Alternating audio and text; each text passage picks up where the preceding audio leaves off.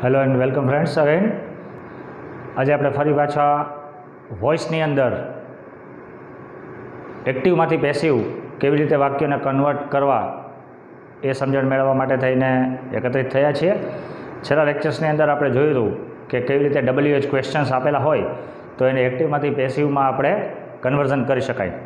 હવે આ જ ટોપિકમાં ઇટ મીન્સ કે પેસિવ વોઇસની અંદર જ આપણે થોડા ડિફરન્ટ ટાઈપ્સ ઓફ સેન્ટેન્સીસ આજે જોવાના છે. મતલબ કે એ વાક્ય જે છે એ વિધાન પણ નથી અને પ્રશ્નાર્થ પણ નથી. એ એક અલગ પ્રકારની વાક્ય રચનાઓ છે, લેટવાળી વાક્ય રચનાઓ, લેટવાળા વાક્યો. હવે આપણે જાણીએ છીએ તેમ લેટ જે છે ને એ પરવાનગીના યુઝ દર્શાવવા માટે થઈને એ વપરાય છે. જ્યારે તમે પરમિશન માગતા હો ત્યારે તમારે લેટવાળા વાક્યનો ઉપયોગ કરવો જરૂરી છે. બરાબર છે. તો હવે આ ટાઈપના જે સેન્ટેન્સીસ છે ને એમાં આપણે થોડું એ ધ્યાન રાખવું પડશે કે બીજા બધા કરતાં એની વાક્ય રચના જે છે ને એ થોડી અલગ પડે છે. તો પહેલાં સમજી લઈએ એની વાક્ય રચનાને. લેટવાળા વાક્યો જે હશે એની વાક્ય રચના આમ એકદમ સિમ્પલ અને શોર્ટ છે અને કમ્પેરેટિવલી બીજા કરતાં ઇઝી પણ છે. કેવી રીતે?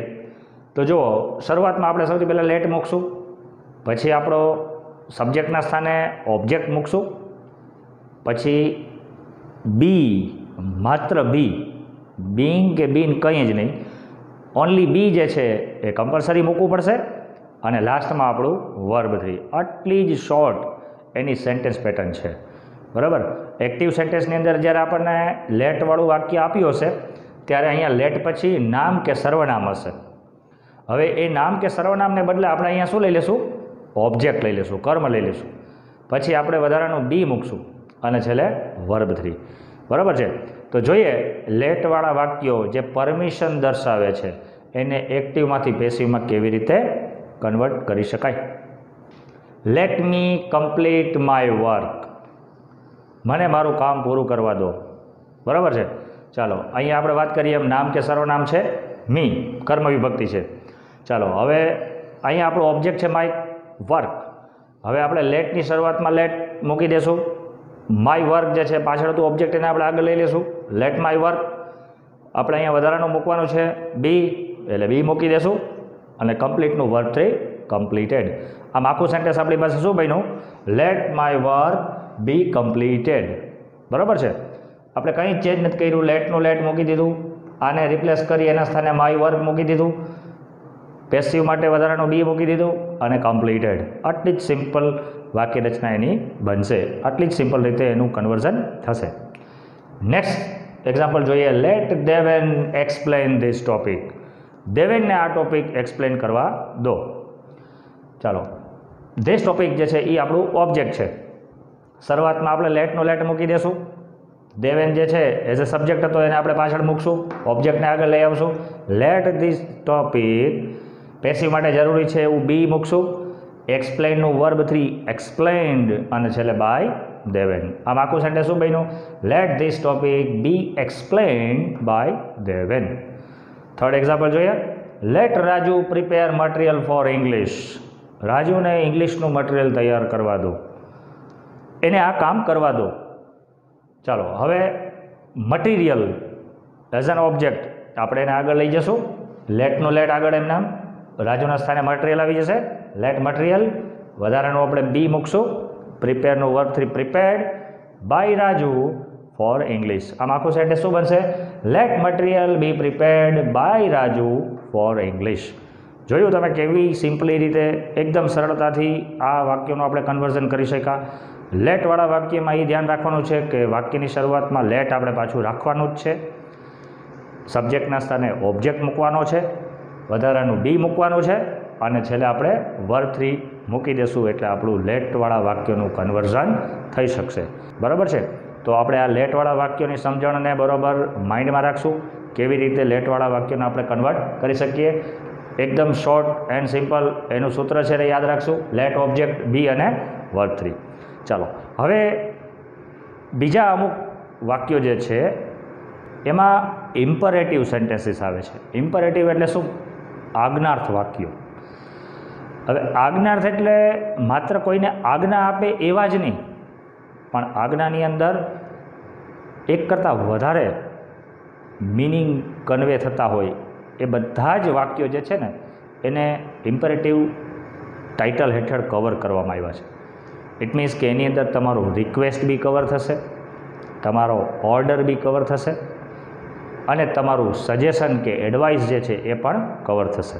ઇટ મીન્સ કે જ્યારે તમે કોઈને વિનંતી કરો, કોઈને સલાહ આપો, કોઈને ચેતવણી આપો કે કોઈને તમે સજેશન આપો, આ બધું જ એક ઇમ્પરેટિવ સેન્ટેન્સ જે છે એની અંદર કવર થશે. ઇટ મીન્સ કે ઇમ્પરેટિવની અંદર આટલા બધા મૂડ્સ જે છે એ આપણા કવર થશે. તો જો આવું આજ્ઞાર્થ વાક્ય આપણને આપ્યું હોય તો એનું પેસિવ કેવી રીતે કન્વર્ટ કરવું એને આપણે સમજી લઈએ. ચાલો, ઇમ્પરેટિવ સેન્ટેન્સીસ. હવે એમાં પણ એકદમ સિમ્પલી, એકદમ સરળતાથી આપણે એને યાદ રાખી શકશું. આજ્ઞા અથવા તો આ બધા જે મૂડ્સ છે, આ બધા જે ઇમોશન્સ છે એ કાં તો હકારમાં હશે અથવા તો નકારમાં હશે. તો જો હકારમાં હોય વાક્ય તો એને ટુથી જોડવાનું છે અને જો નકારમાં હોય તો એને નોટ ટુથી જોડવાનું છે. ઇટ મીન્સ કે ટુની આગળ આપણે નોટ મૂકી દઈશું. પછી ઇમ્પરેટિવની અંદર કેવી ફિલિંગ્સ હશે, કેવા ભાવાર્થ હશે? તો જો માની લો કે વિનંતીનો ભાવ હશે તો સેન્ટેન્સ આપણું આમ શરૂ થશે, you are requested two. You are requested two. હુકમ કે આજ્ઞાનો ભાવ હશે તો યુ આર ઓર્ડર્ડ ટુ. સલાહનો ભાવ હશે તો યુ આર એડવાઇઝડ ટુ. ચેતવણીનો ભાવ હશે તો યુ આર વોર્ન્ડ ટુ. હવે જુઓ, જેટલા જેટલા ભાવાર્થ છે એ મુજબનું આપણે એનું ઇંગ્લિશ અહીંયા કરી દીધું છે. પ્લસ અહીંયા બધામાં સબ્જેક્ટ તરીકે યુ કોમન છે અને યુની સાથે ટુ બીનું રૂપ આર કોમન છે. એટલે આપણને સબ્જેક્ટ અને ઓબ્જેક્ટ અહીંયા મળી ગયા છે. બરાબર છે? એટલે આપણે હવે બીજું કંઈ કરવાનું નથી. જે ભાવ છે એ પ્રમાણેનું વર્બ પણ આપણને મળી ગયું છે. હવે જો હકારમાં હશે તો ટુથી કનેક્ટ કરશું, નકાર હશે તો નોટ ટુથી કનેક્ટ કરશું. બરાબર છે? અહીંયા વર્બ 3 કે બી કે બીંગ કે બીન આવી કોઈ કન્ફ્યુઝન નથી. નંબર 2, હવે અહીંયા આપણને પ્રશ્ન એવો થાય કે શા માટે બધી જગ્યાએ યુ એક જ સબ્જેક્ટ આવે છે, કેમ કોઈ બીજો સબ્જેક્ટ નથી આવતો? તો એને આપણે ક્લિયરિફાઈ કરી લઈએ. આ જે ઇમ્પરેટિવ સેન્ટેન્સીસ, આ જે કેટેગરી છે ને એની અંદર સબ્જેક્ટ છે ને એ તમે અહીંયા એક્ઝામ્પલમાં જોશો કે સબ્જેક્ટ જે છે ને એ મેન્શન જ ન થાય, બટ ઇટ ઇઝ હિડન. એ એમાં સમાયેલો હોય, એને લખાતો નથી. નેચરલી તમે કોઈને આજ્ઞા આપો તો એ તમે જેને આજ્ઞા આપો છો એ હંમેશા સેકન્ડ પર્સન જ હોય, તમારી સામે હોય, એ લિસનર જ હોય. તમે ચેતવણી આપો તો એ તમારી ઓબ્વિયસલી તમારી જે સામે છે એને જ તમે ચેતવણી આપો. તમે કોઈને સલાહ આપતા હોય તો સલાહ પણ જે તમારી સામે છે એને જ હોય. તો આ દરેક જગ્યાએ જે તમારી સામે છે એ પર્સન, ધેટ ઇઝ યુ. એટલા માટે અહીંયા બધી જ જગ્યાએ કોમનલી યુ જે છે એ યુઝડ થાય છે. બરાબર છે? એટલે આ વસ્તુ ખાસ ધ્યાનમાં રાખવી. ચાલો, હવે ક્યારેક એવું થશે કે રિક્વેસ્ટ દર્શાવવા માટે પ્લીઝ, કાઇન્ડલી જેવા શબ્દો હશે તો એ શબ્દોને આપણે રિમૂવ કરી દઈશું, કારણ કે આપણે એને પેસિવમાં કન્સ્ટ્રક્શનની અંદર ઓલરેડી એનો મિનિંગ જે છે આપણે કન્વે કરી દઈશું. હવે જોઈએ આપણે એક્ઝામ્પલ્સ કેવી રીતે આવા ઇમ્પરેટિવ સેન્ટેન્સીસને એક્ટિવમાંથી પેસિવમાં કન્વર્ટ કરી શકાય. પહેલું એક્ઝામ્પલ જોઈએ, please show me the way to airport. મહેરબાની કરીને મને એરપોર્ટ જવાનો રસ્તો બતાવો. હવે પ્લીઝ એઝ ઓબ્વિયસલી આપણે સમજી શકીએ કે વિનંતી છે. ઓકે, તો અહીંથી આપણે આ લેશું યુ આર રિક્વેસ્ટેડ. આપણે જોયું કે આ વાક્યમાં ક્યાંય નોટ નથી, ક્યાંય ડુ નથી. ઇટ મીન્સ કે આ હકાર છે. તો એઝ ઇટ ઇઝ આપણે એને કનેક્ટ કરશું, યુ આર રિક્વેસ્ટેડ. પછી આ શબ્દને દૂર કરી દેશું. ટુ આવ્યું છે એટલે પાછળ હંમેશા બેઝ વર્બ જ ફોલો થવું જોઈએ, ભલે પેસિવ છે પણ અહીંયા બેઝ વર્બ જ ફોલો થશે. એટલે શોનું શો, બાકી બધું એમને એમ. You are requested to show me the way to airport. જો ડિફરન્સ જુઓ, શું આપણે ચેન્જ કર્યું છે? આ શબ્દને કાઢી નાખ્યો છે, એની બદલે એક આખું આ સ્ટેટમેન્ટ જે છે, નાનું એવું ક્લોઝ જે છે એ આપણે અહીંયા મૂકી દીધું છે. You are requested two. પછી આ બેઝ વર્બ જે છે એને અહીંથી કનેક્ટ કરી અને બાકીનું સેન્ટેન્સ એઝ ઇટ ઇઝ આપણે રાખીએ છીએ. આ વસ્તુ ખાસ તમે ધ્યાનમાં સમજજો. બીજું વાક્ય લીધું જેની અંદર નકારનો ભાવાર્થ છે. Don't feed the animals in the cage. પાંજરામાં રહેલા પ્રાણીઓને ન ખવડાવો. ડોન્ટ. બરાબર છે.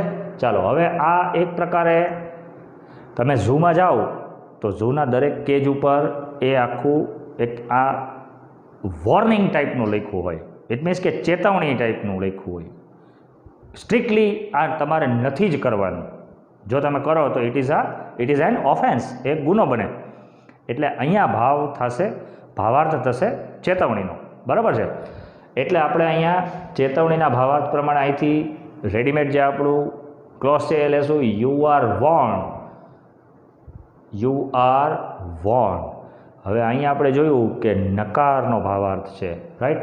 તો યુ આર વોર્ન. પછી આપણે નકાર માટે શું લેશું? Not to. પછી ફીડ બેઝ વર્બ જે છે એઝ ઇટ ઇઝ, જ્યાંથી આપણે વાક્યને કનેક્ટ કરી દેશું. You are warned not to feed the animals in the cage. બરાબર છે. સમજાણું? શું આપણે ચેન્જ કર્યું? એ ડોન્ટ કાઢી નાખ્યું, એની બદલે યુ આર વોર્ન. આ ચેતવણીનો ભાવાર્થ હતો એટલે યુ આર વોર્ન.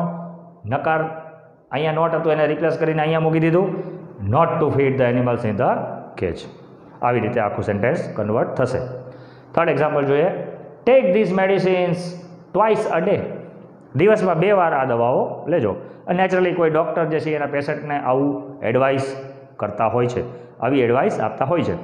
એટલે it is obviously an advice. Okay, તો અહીંથી આપણે સલાહ જે છે એ પ્રમાણે લેશું એડવાઇઝ ટુ.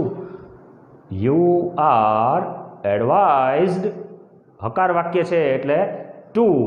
પછી આપણે અહીંથી જે આપણું સેન્ટેન્સ છે બેઝ વર્બથી એને આખું એમ કમ્પ્લીટ એમ આપણે એને કેરી ફોરવર્ડ કરશું. You are advise to take this medicines twice a day. આપણે કોઈ મેજર ચેન્જ અહીંયા કરતા નથી. માત્ર યુ આર એડવાઇઝ ટુ આ એક ક્લોઝ અહીંયા મૂકી દઈએ છીએ અને આપણા આજ્ઞાર્થ ક્રિયાપદથી એને જોડી દઈએ છીએ. બરાબર. એટલે આખું સેન્ટેન્સ આ રીતે બની જશે. એના પછીનો એક્ઝામ્પલ જોઈએ. Finish this work by the evening. સાંજ સુધીમાં તમારું કામ પૂરું કરજો. નેચરલી સમજી શકીએ કે આ કોઈ વ્યક્તિએ અન્ય વ્યક્તિને હુકમ આપ્યો હોય, આજ્ઞા કરી હોય. બરાબર છે. તો આપણે અહીંથી આ યુ આર ઓર્ડર્ડ ટુ લેશું. નકાર નથી એટલે as it is you are ordered to. You are ordered to. હવે આપણું જે અહીંથી સેન્ટેન્સ છે બેઝ વર્બથી એને જ આપણે અહીંયા કેરી ફોરવર્ડ કરશું. Finish this work by the evening. બરાબર છે. આટલું સેન્ટેન્સ તો આપણી પાસે હતું જ ઓલરેડી.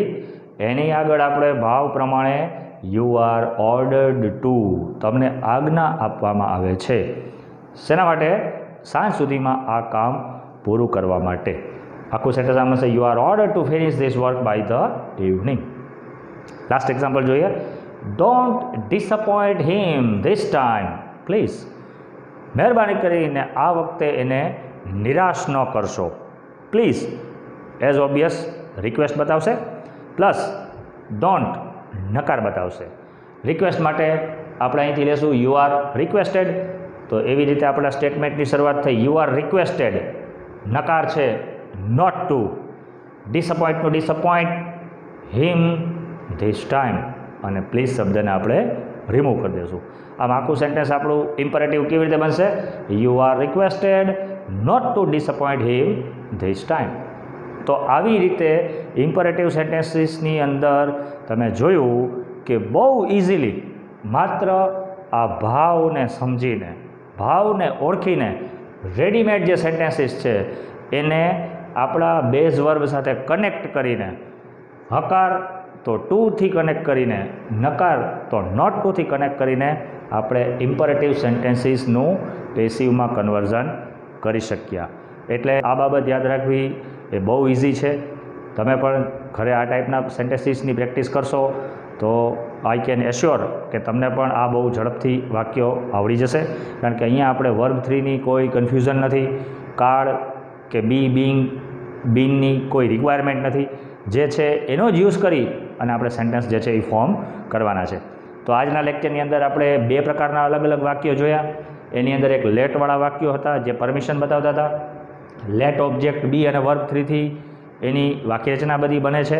અને બીજા આપણે જોયા ઇમ્પરેટિવ સેન્ટેન્સીસ, જેની અંદર જુદા જુદા ભાવાર્થ પ્રમાણે you are requested, you are ordered, you are advise to, you are want to, આ ટાઈપના સેન્ટેન્સીસથી બેઝ વર્બને કનેક્ટ કરી અને આપણે પેસિવમાં કન્વર્ટ કરાય એ પણ આપણે આજે સમજ્યા.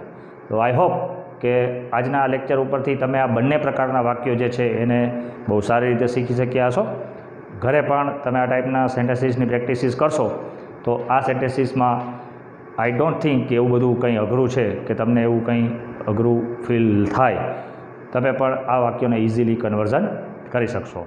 તો હવે પાછા આપણે જ્યારે નેક્સ્ટ લેક્ચરની અંદર મળશું ત્યારે આપણે વોઇસ વિશે હજી એકાદ પ્રકારના વાક્યો જે બાકી છે એને ડિસ્કસ કરશું.